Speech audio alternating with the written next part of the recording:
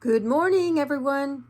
I just wanted to do a really quick update on what I finished with the loop yarn that I won in a giveaway.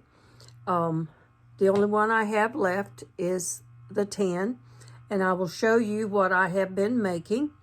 Pumpkins. So it's pumpkin season. I didn't want it to go to waste, so I had to kind of figure out a little pattern. It was easy. So I wanted to show you what I was doing real quick. This won't be a long tutorial, but I will show you how I did it, and we'll get it finished. So hang on. I'm sorry I'm a little croaky today. I've been suffering with allergies. Ragweed is blooming in Georgia, and it's hit us all. So hang on a minute, and I'll show you what I did to get it started. Okay, first I made myself a little tail, and I started with 16 loops. So I will do it just like I did when I was making the blanket. You have to work on a flat surface because it's no fun to go frogging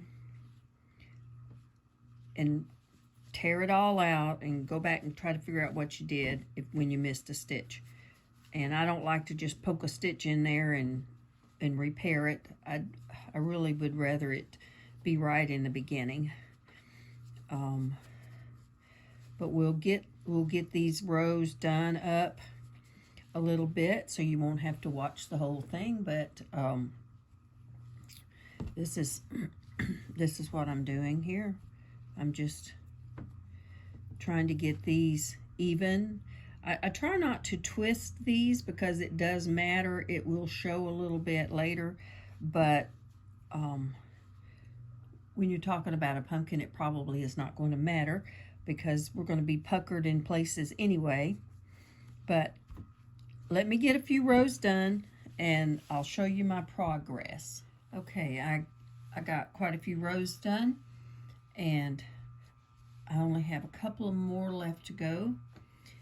And the neat thing about this loop yarn is, let's see, I said I wasn't going to twist one, and I did, and it kind of poked up there a little bit. But what you can do to fix that is you just get a hold of it on both ends, and you just give a light tug and try to get that a little more even. And that gets all your stitches great. And I have this neat little trick on the pumpkins.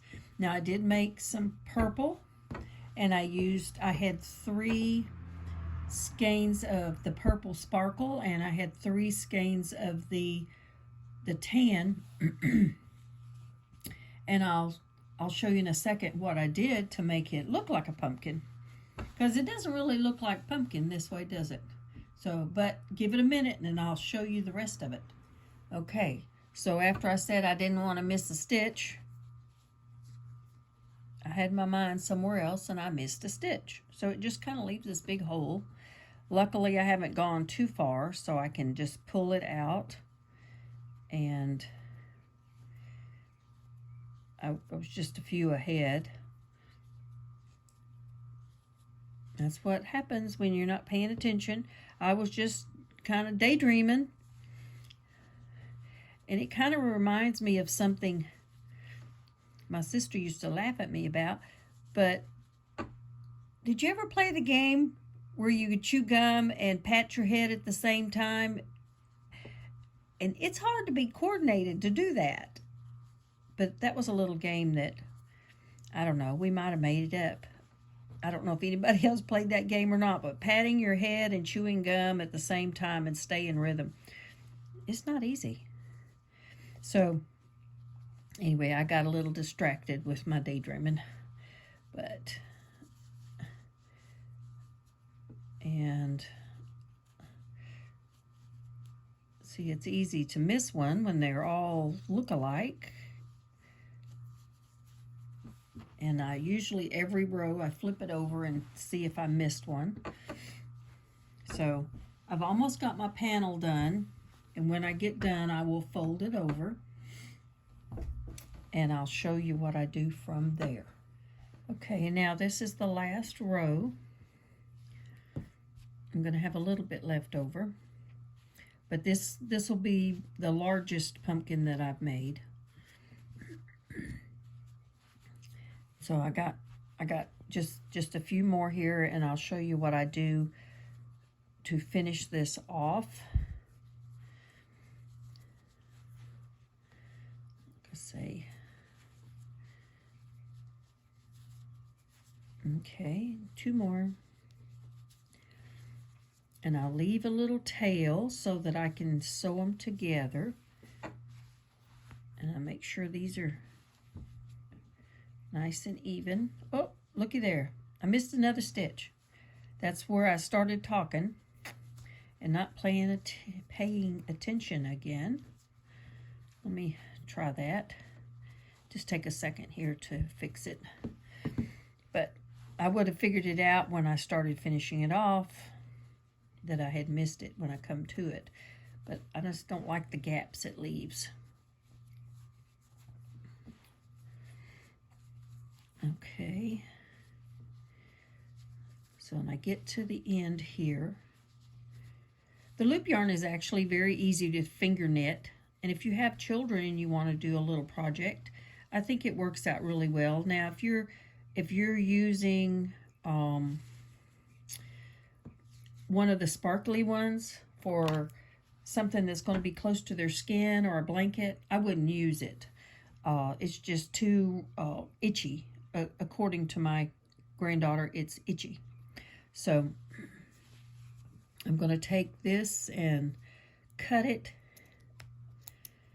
And what I'll do is I run my scissors up under here, and it breaks that little small thread they have it stitched together with, so that I can have a good sized tail to close up both ends.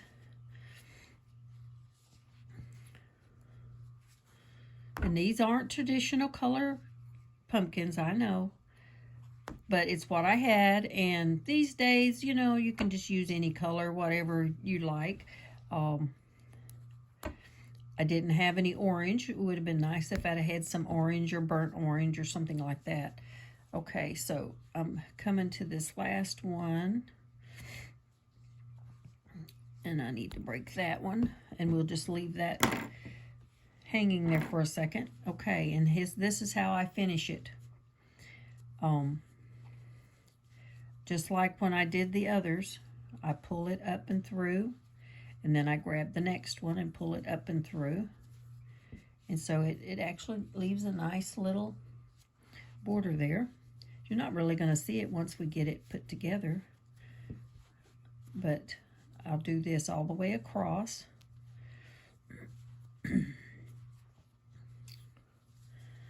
Like I said, it's pretty easy to do,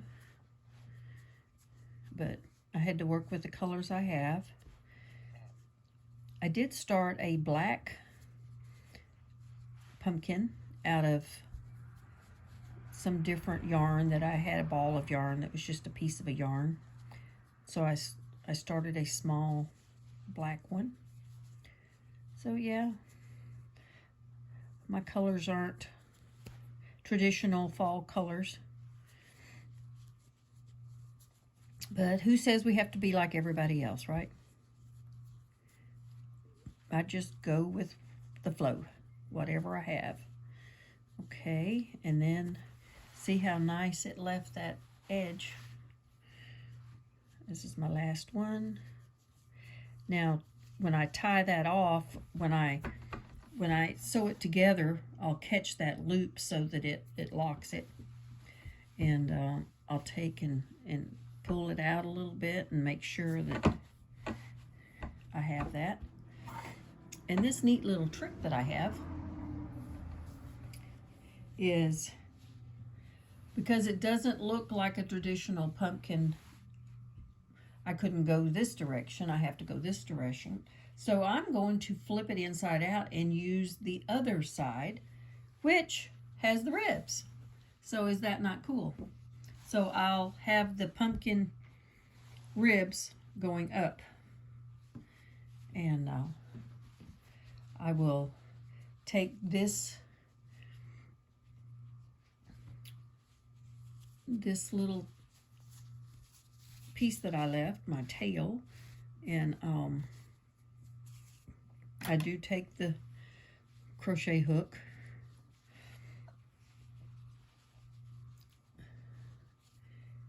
and yes, it's left-handed because that's all I know, but I try to catch the underside of this one so it leaves a little rib there. So I'll go on the inside and then I'll just pull it through. That just helps me a little bit. You don't have to use a crochet hook. This is not going to show when we close the end, so you don't have to worry about that. So I leave the tail on this side and find my inner stitch there, pull it through, and we'll do this all the way down. I'll just go back through and grab my stitch and pull it back in.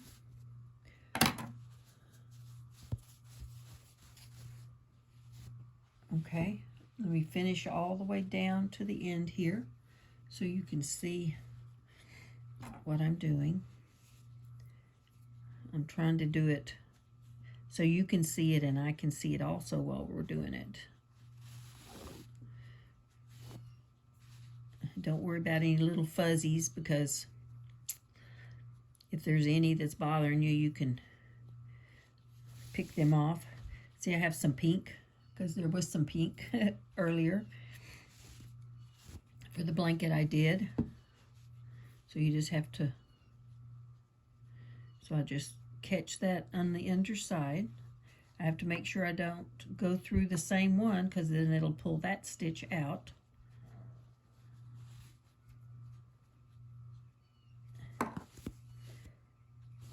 It's kind of hard to work with a long tail, but you really need that extra. And I try to keep it lined up to make sure that I'm on the right track.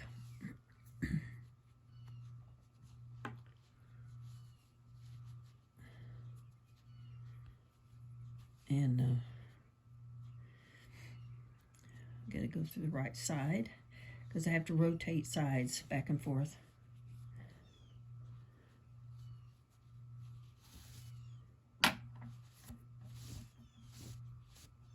Okay, so when I open this up,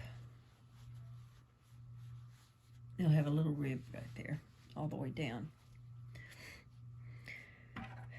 which I think is kind of, you know, pumpkins aren't perfect. There's no two pumpkins alike. Maybe genetics, but not shape or size or color. Nothing's alike. So,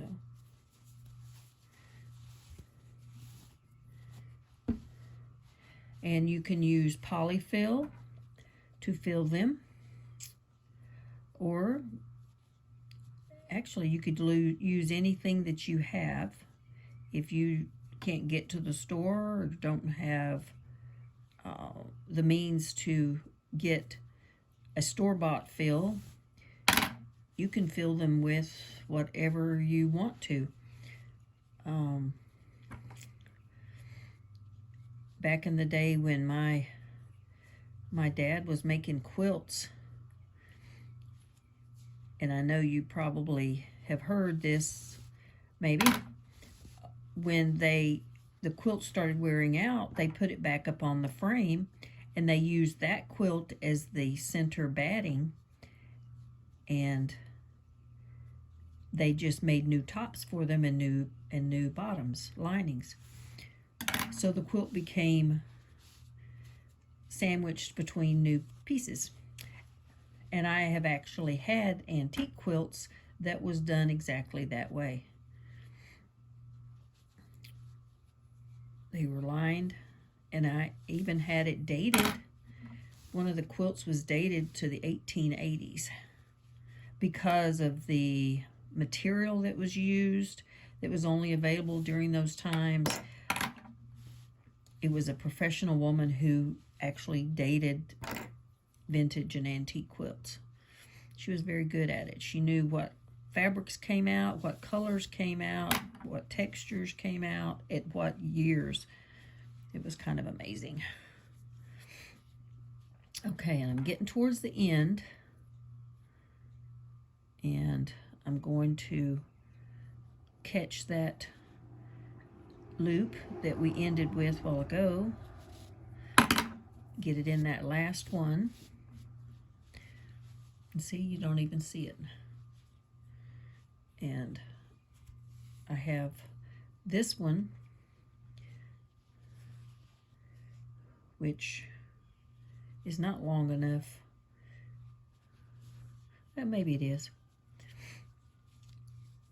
so that I can close this end up. And right now, we'll take this leftover and I'll pull it on the inside so you don't actually see it. And this short piece, I'm just going to weave it in and out. But again, I'm going to use the inside loops to do that with. And it's easier just to do with the fingers on this one. And I just put it in, pull it out. After several, then I may tighten it. And there's no top or bottom right now, so it doesn't really matter. You can choose the top or bottom when you're done by the shape. If you like one shape in better than the other, I kind of like one shape larger than the other, just because the pumpkin generally is larger on the bottom than it is on the top.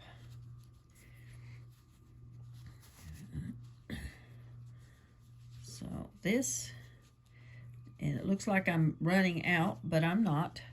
And so what I do is I take it and I carefully gather it so that it starts puckering, if that makes sense. And see, there's some more of that pink. We've been picking that stuff off for a year. Okay, and then I'll just keep working in and out. You're not going to see any of this once it puckers and you close up that end of the pumpkin. You're not going to see it on either end. You could use a tapestry needle, but this yarn is too thick for a tapestry needle. Okay, so now I'll just take and I'll pull again. And as you can see, it's starting to close it up. See, I only have a little bit left. And I've still got yarn. So I try to make things be efficiently as I can. I don't want to waste any more than I have to, just in case I need to go back.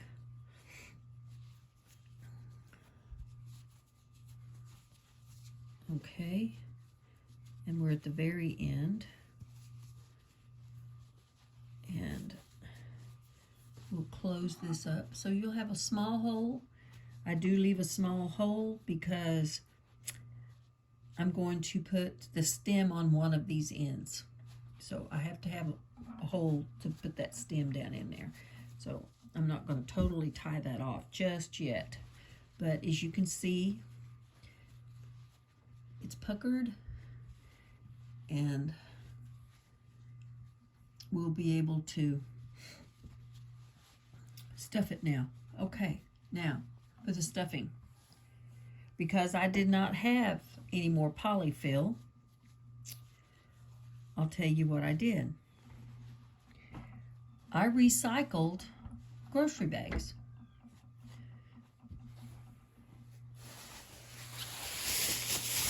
That's what I did. I just watered them up and fluffed them up, put them inside that pumpkin, And it took about 4 for the largest one.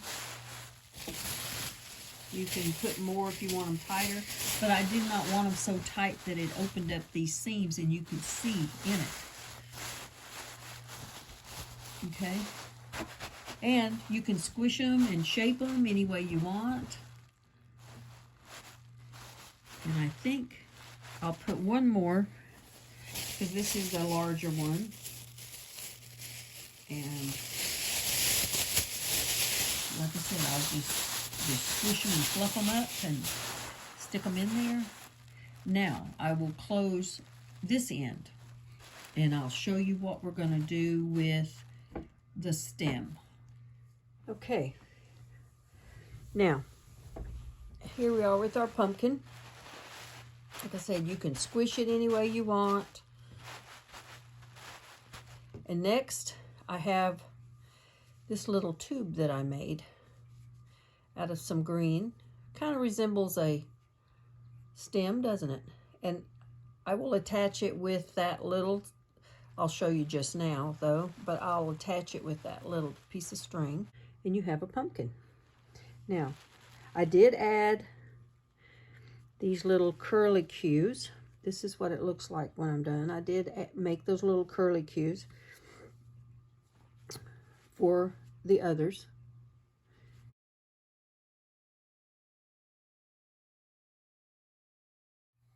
Okay, and how we do the stem is I chained as many as you want, depending on how long you want it. Since this was a large pumpkin, I chained 16. And then I single crocheted in both top stitches, the first row, and I just finished that first row, and then I chained 1 and turned my work. Now, in order to create the ridge on that stem, I'm only going to go in on this back stitch. So I'm going to single stitch in that back stitch all the way across. And this is just to repeat through the whole piece. You can get the stem part as long as you want. Do enough. I have a little panel enough that I can roll it on itself. Okay, so kind of recap what I'm doing. You see the ridges? You can get it just right. You can see the ridges on it.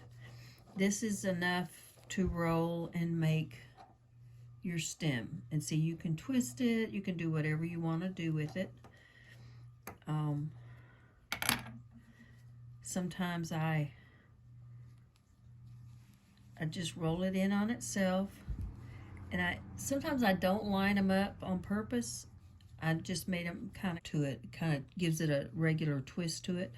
And then I take my little yarn and I slip stitch all the way down to the end, and I will use the end. You can put another string in there if you need to tie it, stick it down in the pumpkin and tie it.